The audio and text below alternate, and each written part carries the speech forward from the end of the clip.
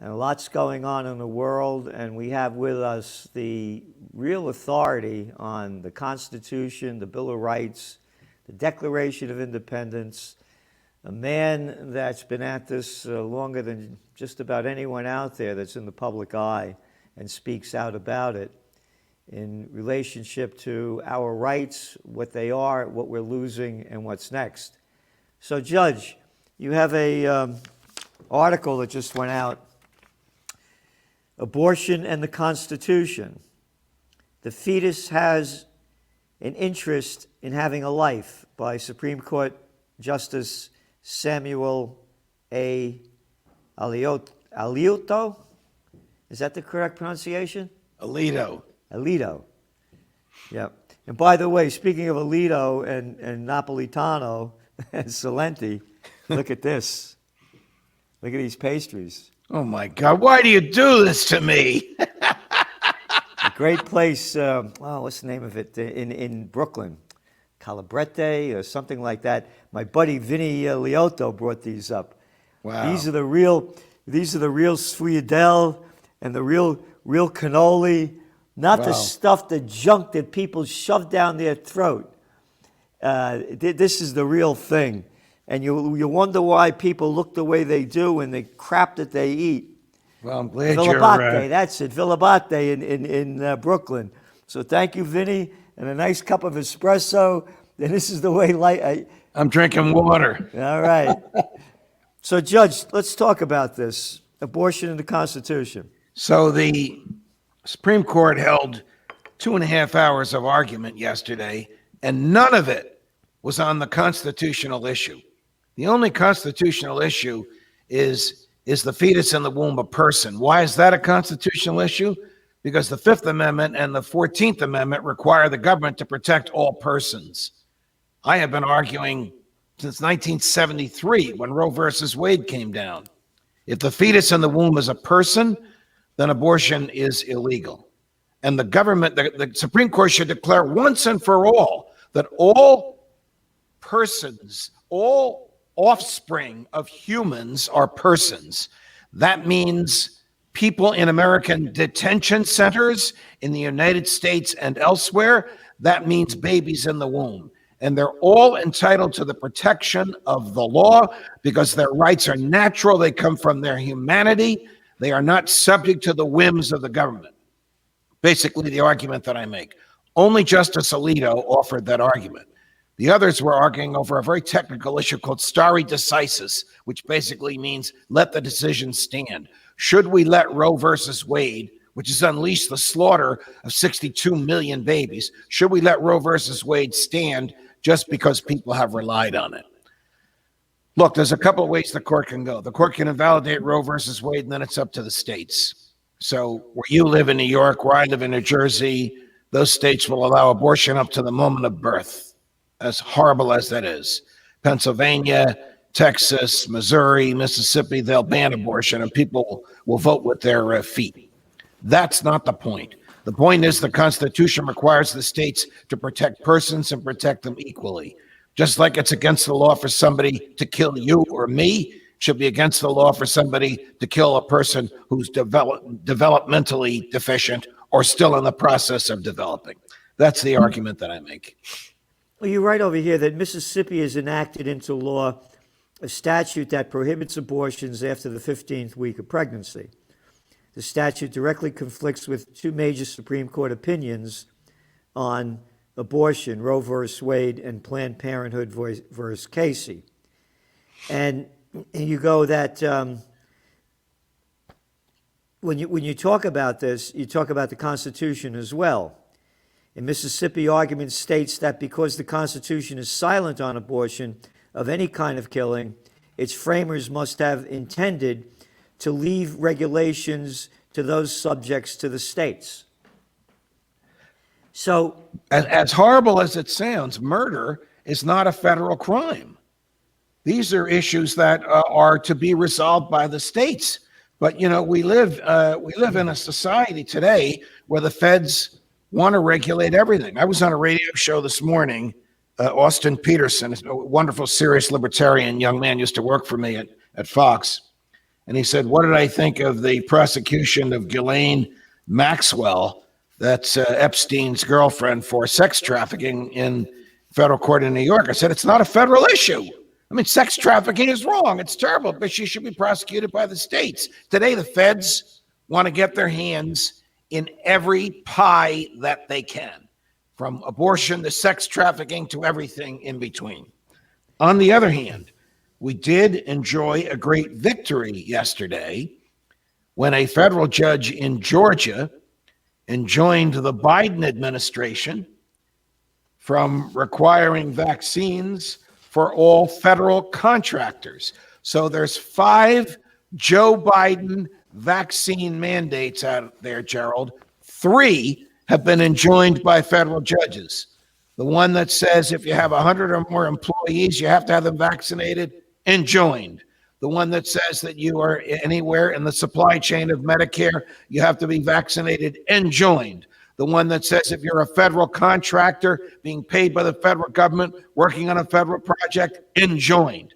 The only 2 that are still out there are the ones that involve federal employees and the military. So he has suffered tremendous setbacks at the hands of federal judges who understand the law. And the injunction is for the same reason that the president can't write the laws. If you want a law, Joe, go to Congress. They write the law. But how about this little clown, this little arrogant boy, this guy that's been sucking off the public tit his whole life, that's never worked a day in his life, a little fat-mouthed clown by the name of Warren Wilhelm Jr., that morons and imbeciles called Bill de Blasio, imposing vaccine mandates on all private sector employers. How about that? Absolutely unconstitutional. He can't do it, and the city council can't do it, because the only basis they have for interfering with a private use of private property by a business would be to search for a crime. So if you ever have a private business in New York City and de Blasio's henchmen come looking for you, knocking at the door, say to them, where's your warrant? And without the warrant, close the door.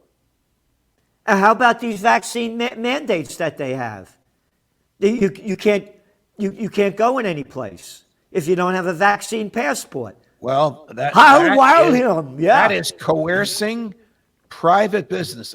Now, let's put it this way. If I showed up at your magnificent offices where you are now, I couldn't imagine you doing this, but if the governor of New York said you can't let anybody in your business without a vaccine mandate, you would face the Hobson's choice of failing to enforce an unlawful and unconstitutional state edict or kicking me out. Now, I know what you would do, but most small business people would cave and would follow the edict, even though an edict, an executive order written from a governor or a mayor, cannot write law. It can only tell people in the government how to enforce pre-existing laws. So if Governor Hochul of New York said to you, Celente, don't let anybody in unless they've been vaccinated, just like Bill de Blasio was saying to small businesses and restaurants and bars and pubs and nightclubs, don't let anybody in until they're vaccinated. He is commandeering local businesses and forcing them at their expense to enforce an unlawful, unconstitutional order that he issued. It cannot be done, and it must be challenged in the courts and challenged immediately and forcefully. Is anybody challenging it? It's going on. And this clown issues, by the way, he's also mandating that children 5 to 11 must be vaccinated to go into a restaurant and a cinema, any place. I mean, that is a decision for parents, not for a political hack. Parents have the constitutional, legal, and moral authority and right to control what goes in their children's body, not the government. But they're doing it everywhere. Said that. They're doing it everywhere. Yes, they are. They are. I rejoice in the fact that at least it's been stopped at the federal level. But look, forcing a vaccine into your arm, does it make any difference to your arm if it's the feds or the states that are forcing it? Of course not. These people must be enjoined at all levels from telling us how to use our bodies and from stopping us from interacting in society because we haven't complied with their science of the moment mandate. Yeah, science of the moment. Look at the BS with this Moronocrom virus now. That they come out with, well, we're going to extend the regulations where you have to wear masks in the airplane until March 18th. It was going to expire on January 18th. Hey, how about March 19th? How about March 15th? How about March 23rd? How about you making this crap up? Yes, they are. Yes, they are. How about that? How about, you got to wear this when you're not eating and not drinking, but when you're drinking and eating in the airplane and people are all around you, you can take it off because the virus knows that you're not eating, that you're eating, and it won't bother you. But once you stop eating and drinking, you better put that on because the virus knows that you stopped eating and drinking. You are not exaggerating. That is the absurdity of their argument, and many physicians and scientists have pointed that out to them. You don't need to be a physician or a scientist. All you have to do is have a brain bigger than these pieces of garbage scum crap called politicians and health authorities. Right. Look at this. Look at this little clown that plays the Surgeon General of the United States. What a little piece of crap. Telling me what to do? One after another, country after country. This is a disgrace. And I want to go back to this abortion and the Constitution. You know, this Planned Parenthood is very active in this, right? Yes. My body, my choice, right? Yes. But not when it comes to the vaccination. These scum of Planned Parenthood, my body, my choice, they're out there spending millions and millions and millions and millions of dollars telling you it's not your choice, get vaccinated. Exactly. What they're looking for is to rid themselves of the consequences of sexual behavior. And they're using, they're being intellectually dishonest. If it's their body and their choice with respect to abortion, then it should be their body and their choice with respect to vaccination. Right. But because the liberal mantra is thou shalt get vaccinated, and the liberal mantra is have all the sex you want and don't worry about the consequences because we'll kill the baby, they can't be consistent. And talking about killing, how about any of these states and how about the Constitution? Hey, don't kill you can't kill the baby in the womb, but you could kill anybody you want anywhere around the world, and you can make up any excuse to do it. My name is Barack Nobel Peace of Crap Prize winner Obama. I want that guy Gaddafi out of there. I want that guy Assad out of there. Well, we're going to do a troop Obama surge in Afghanistan. My name is Georgie Bush. We got to get that guy Hussein out of there. I don't care how many millions of people you kill, but no abortion. These are war crimes, Gerald, and they need to be articulated for what they are. As far as we know, President Biden hasn't done it yet, but every president from Bush to Trump used drones to kill people on the streets. Obama's was the most horrific because two of the people he killed were Americans. Yep. And it was pointed out to them. He just said, oh, they were in the wrong place. In the wrong place, they were seated in a cafe in a small village having tea. And one of them was a 16-year-old boy. And they were obliterated by a drone.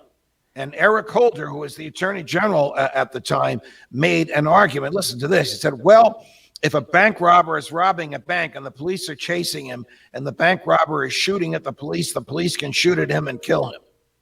That's the argument that Obama used to justify obliterating a person not engaged in a crime, not charged with a crime, not accused of any wrongdoing, but sitting in a cafe in a foreign country.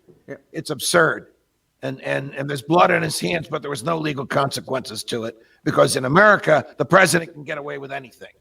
Well, again, that's what I'm saying is that you're talking about abortion and killing, but nobody talks about the other element of killing. And by the way, Obama is quoted in the book Double Down. I'm really good at killing people with the drone strikes.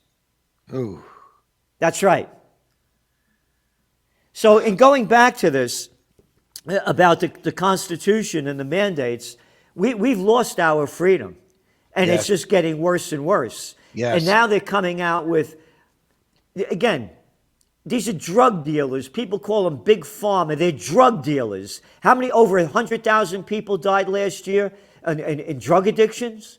And they're the ones that get all this stuff out there, the opiates, and the doctors were all selling it. The deal is, in the medical profession, the drug dealers give these doctors all these benefits, take them on trips, this and that, and they promote the drugs. When we were growing up as kids, nobody was taking any of this stuff. And that's, by the way, this is very important. One of the big reasons why there's such a shortage of workers in America is because so many young people are so drugged out, and they don't talk about this. It's a sorry state of affairs, and the federal government facilitates all this because of the crony capitalism, whereby the federal government feeds off of these big businesses, and the big businesses have basically co-opted their own regulators, so the regulation is really a joke. Listen, I'm a free market person, but I understand the dangers of peddling something on the public that will become addictive or close to being addictive. I'm 100% with you on all this, Gerald. And again, now Pfizer's coming out and saying, 3 shots will get the Omicron. These are the people. Now Israel's now into the 4th shot. And, I didn't know there was a 4th shot. Yep. Wow. Yep. Israel is now doing the 4th shot. Well, let me ask you this. Doesn't the fact that there's a 2nd, 3rd, and 4th shot prove that the first one didn't work? But that's the point I'm making. Yeah, how many shots are there going to be? For the rest of your life, every year. Wow. Just like they pushed the flu vaccine. I'll never forget my Aunt Ida, may her soul rest in peace, my gumad. She calls me from the hospital. She was sick, and they gave her a flu shot. She said, Gerald, I'm dying. And she did. I said, let me come and visit you, Aunt Ida. She was out in Staten Island, may her soul rest in peace. She said, no, it's going to be too late. I'm dying. I love you. And she died. Wow. Yeah. This is going back a number of years ago. Wow. Anyway, they came out. This is not Aunt Zizzy. No, my Aunt Ida. Oh. My Aunt Ida and Uncle Al, my gumad and gubad. And again, being Italian with these sweet and thank you, Vinny. But anyway, the point being is that they said the vaccine was 96% effective when it first came out. These are facts. The health ministry of Israel is saying now it's 39%.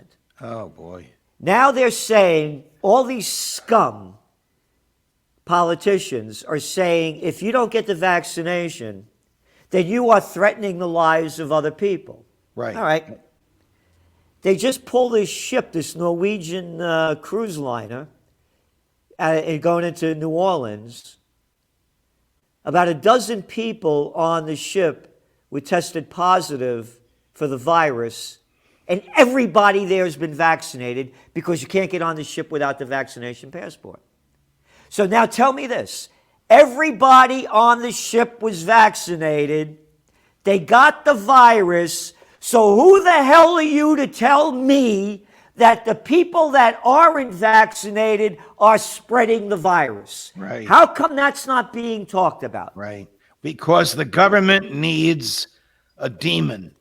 When the government can demonize something or someone, whether it's the old Soviet Union or in this case the unvaccinated, and focus the public's attention and hatred, just like in 1984, the demonized mythical figure called Emmanuel Goldstein, he didn't even exist. When they can focus the government's ire and hatred on some person or group of people, that raises support for the government. Like sheep, we join in that demonization. Government does that when it wants more power, and that's what's happening right now. And they're going to keep taking it. Yes, they're going to keep doing it. Yes. And when COVID is over, and at some point it'll be over, they'll find another demon. Yep. Oh, That's how they exist. how about the demon that they're looking at now? You know, those Russians are going to go invade the Ukraine. Like that's really any of our business. Yeah, and like, you know, and who's the one that overthrew the government? Oh, what was her name? Victoria Nuland? Right. The American Passing out CIA. cookies. Yeah. Yes. Yep. And Well, again, Gerald, this stuff just keeps happening, and it's plenty for us to talk about. And the people watching and listening to us now need to know that even sometimes we kid around about this stuff, it is deathly serious. it's deathly serious. And they're killing us in so many ways: heart, mind, body, and spirit. Yes. Judge Napolitano, thank you so much for coming on today. I so deeply appreciate all you do, who you are, how much you care for America and the people of the United States and the world. So thank you very much, and we'll see you next week. You got it, Gerald. All the best, my man. Enjoy that Shviadel. I will.